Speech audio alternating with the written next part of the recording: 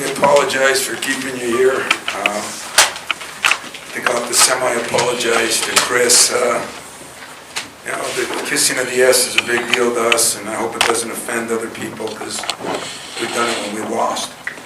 But there's memories. I've been involved in some great memories, but coming back from where we were and the way the season was going and what everybody was going through, this has to go down as one of the great memory-making moments. I thought our guys played very well for 75% of the game. I thought we got a little sloppy, a little crazy with threes. I mean, Rock starts banking him in, he thinks he can bounce him in from anywhere, but God love him, because the way he played, second half, I thought he played really under control. And I didn't think we did a very good job of getting Cassius any shots the first half, and that was a problem. I think he had 5, and that was one of the things we talked about at halftime. But when we defended well and didn't take bad shots, we were really playing well. And in that stretch, once we got the 12, 13-point lead in the first half, I thought we did both those things poorly. But I thought all in all, the rebound with them, that is a very good team, a very well-coached team. I think they too, when you win 9 out of 11 games in this league, it speaks volumes. But I'd like to finish by saying I want to thank our fans. I've been involved in a lot of great senior nights since I started doing it after the game. Been involved with a couple sad ones when we lost. But for the people to stay like they did tonight, I just don't think we lost anybody but the OSU fans. And for that, I'm greatly appreciative to our fans. It was a special moment for all their families, especially Cassius's. And, he sure did come through in the second half. Xavier's been a rock the entire time. Aaron Henry came through with some big plays late. We still got some work to do. We turned it over a little bit early, then we didn't turn it over much after that. But I'm just going to enjoy this win till tomorrow morning. Questions? Tom, to have Cassius be able to celebrate a senior night like that with a win and with a good performance himself, what does that mean to you?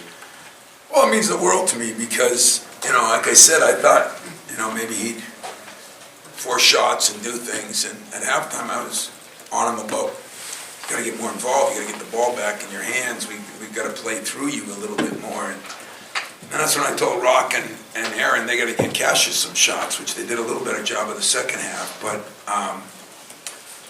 that team's a good team, man. Weston's a down low. Washington, he's going to be a hell of a player there. He's done a great job. We put a lot into trying to stop him and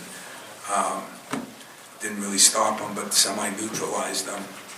But the little guard, he played really well too. I know his number, I don't know, Walker. Yeah, Walker played, I thought, really, really well. Gave us some fits at times. Tom, you mentioned about some of the other guys besides Cassius. How much of their development over the last 2 to 3 weeks has been because of him, and how much of it has just been because of what they've done? That's a good question. Some of it is because of what they've done, but some of it is because Cassius is getting more and more and more people involved.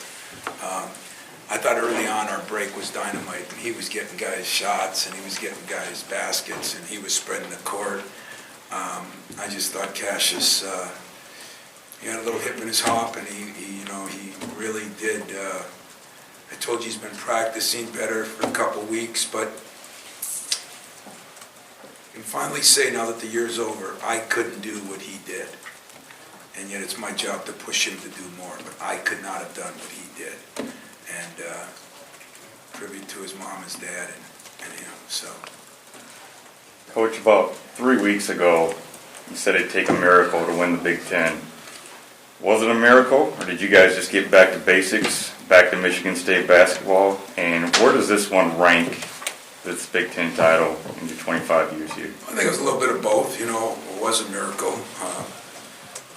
Getting this job was a miracle, so miracles do happen. But, I do think we earned the right to have Maryland Maryland lose a game, which opened the door for us. And the reason I say that, I said it to you then, I say it now, when you beat Iowa at home, when you go on the road and beat Maryland and Penn State, you've earned the right for something good to happen. That doesn't mean it would.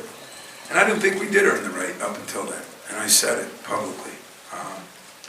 Just one of those funny years where, if you ask me how good we are, I still don't know. I think we're getting better and we're really solid defensively.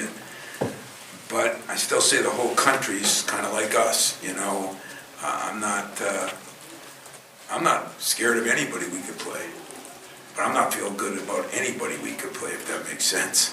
I think that's the way it is. And the Big Ten tournament could be as big as the Final Four tournament when you look at the teams that could be in there and who you're going to have to beat to move on. So we got a lot of work ahead of us, but the miracle was, we got back to, we were good defensively all year. Then we got back to running a little better. We rebounded a little better in those games. Started shooting the ball a little better. We shot 48 today, only 30 from the three, and that was all because in that one stretch we took 5 or 6 that I thought were bad threes. But that's the way it is. Where's this one ranked for you, Coach? When I sit back and look at him, 10's an awesome number. It's an awesome number.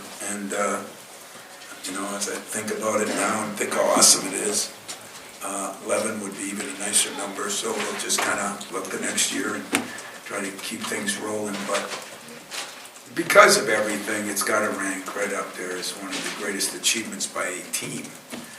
That's the players. That's not me. The players did their job. The players put up with things. The players, they rallied behind, and I said today that you got to, it was funny having Steve Smith and DJ back in a meeting this morning. And, 30 years ago, Steve and DJ christened this place with a championship in 89-90,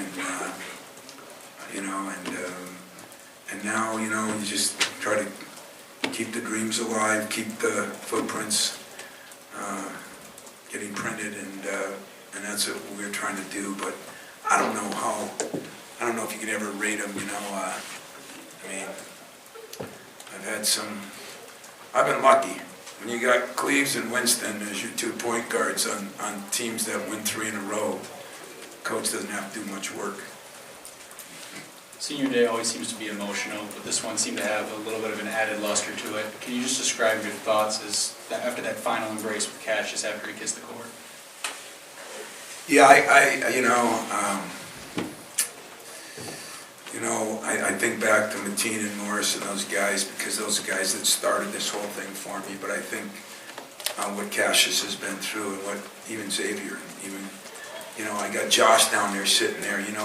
Didn't miss a practice, a meeting, a film session all year. It was ridiculous. I started telling him, don't come. That was embarrassing. 7 o'clock in the morning, he's hopping along on his scooter, in the winter. And but I think that's what this team became. They're a bunch of good guys, a bunch of good students. I didn't think the toughest group I've ever had.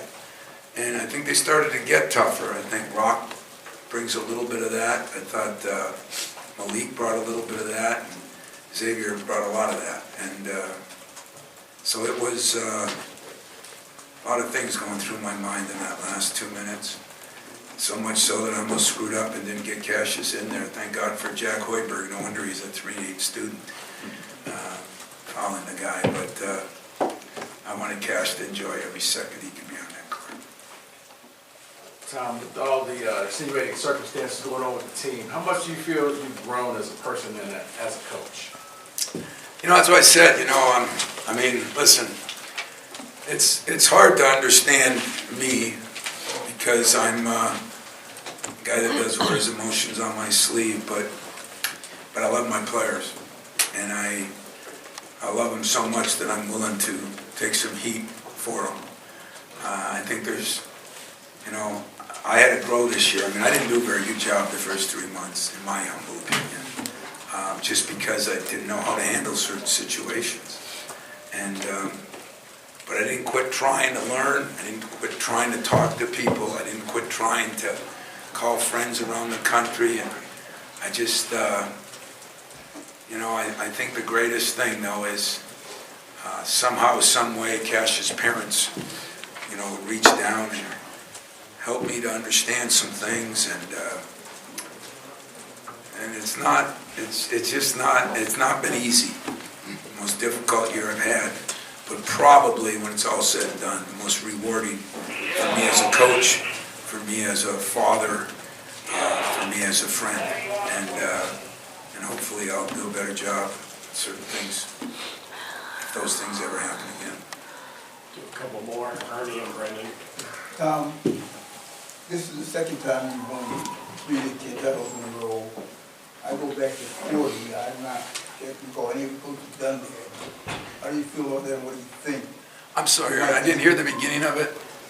This is the second time you won 3 Big Ten championships in a row. Oh, wow. I think you may be the only coach that's ever done that. I go back to 40 and I can't find that. Wow. Well, unfortunately, I keep saying that damn NCAA and damn officials, I didn't get to win any of them. I didn't make a shot or do anything, but I had some hellacious teams that fought through some things. It's not easy to win one, but what's really difficult is sustain some kind of excellence of championship level play. And it's an honor to win it with Maryland and Wisconsin. I mean, Maryland was the front runner, and they lost a few and bounced back, and Wisconsin went through, some things of their own, and I give those guys credit too. The league's so good, you probably should have to share the championship. There were so many good teams, and but to win 3 of them back to back to back is special because there's pressure on you. Everybody's hunting you. It was shirt night everywhere we went, Everywhere we went. It was, my poor kid, he kept robbing shirts. He thought he was collecting them at those places. I said, no, that's for those people, But I'm sure I'm going to sit down and feel awfully proud of that because I know how difficult it is to sustain a level, the 23 NCAA things this year, that'll be something to sustain at a level that few programs get to do, and I'm appreciative of the players I've had that have helped me do that. Brendan. Tom, in hindsight, what was your level of concern at times that between the guys and yourself that it was going to be a level of emotional exhaustion that there might not be a bounce back from, You mean earlier in the year, you mean today? over the course of any, from the beginning to Yeah. the middle and the end? It was the most emotional year I've ever gone through. I mean, I really do believe I slept less this year than any year, and nobody's fault. It was just the things that happened. But I learned that mental exhaustion is a factor, and probably will do a better job with myself, my kids, everyone else, because I think we were mentally exhausted some nights, more so than physically, and so becoming a bigger fan of learning more about that I have to learn to be a great coach, and that's what I plan on doing in the off season. But there were times I didn't know if we had enough left in us. I really did. I didn't know where Cash would be, and we were so young, and that's another adjustment I had to make. We started having more meetings, and I kept telling my staff, you don't understand, we've never played this many freshmen, because I included some of those sophomores as freshmen, and guys that had no experience, and yet to still keep it at that level, I think speaks volumes of Cassius Winston and Xavier Tillman, because Arnie was even a part of some of that, those guys and those young guys. I mean, that Rocket, man, he defended like nobody's tomorrow, and so he banked that one in. I said, well, anybody can bank one in, And he banked the second one in, and then I thought I hurried a couple. He gets so excited, and I said to him, if those didn't bank in, you'd be 1 for 7. He goes, I got you, Coach, I got you. And, you can laugh, and I'd laugh myself, but that kid is learning, and that kid wants to learn, and that kid is, he is competitive, and that's what I love about kids like that. They're, you know, it's the competitiveness reminds me of the Cleveses of the world back then, the Applings of the world, the guys that are just Travis Waltons that are just dogs on defense, and then he's finding a way to get his offense going. And I mean, his future, he's going to just get better and better and better.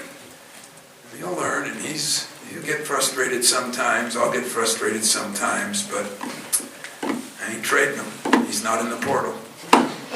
One final one here, back. I'm in like the last minute. Kyle gets the ball at the top of the circle, his matchup with his brother on senior day. I just wonder, that seemed like a cool little way to end it out for him. What were you thinking? What did you see in a moment? Oh, it'd been cool if he went by him and dunked it or made the three. I mean, but it was pretty cool. You know, the players all said, hey, I think his brother's going to guard him. Just let those two have it. And you know what? It's exactly what I did. Kyle deserves a lot. I mean, he's 5 years. I mean, what he's been through. I feel bad for normal fans or media that really don't get to see the rehab and the things that some of these guys have gone through. It's been different than most years, you know. I mean, you always have some injuries, but his injuries have been 5-6 years worth. And kid is tougher than nails. And, you know, once he started playing again, it was we couldn't practice him. And we just said, Kyle, this is it, man.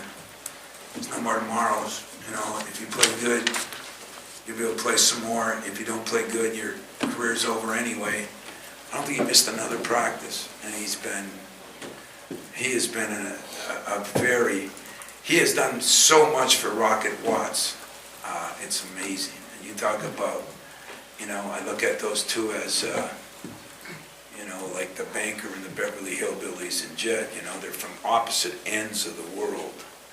You know, a city Rock and a farmer and Arnie, and the bond that those guys have got has been amazing. It's been one of the neater things that I've dealt with, and I'm sure Rock would say that, and I'm sure Arnie would say that, but I appreciate Kyle Arns for not quitting on me and not quitting on himself, because he won some games for us, and he's won a lot in practice for us, and that's the part that's so impressive.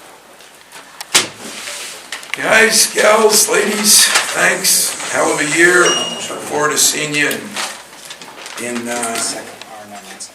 Indy. I'm going to go home and have some pizza and a Coke.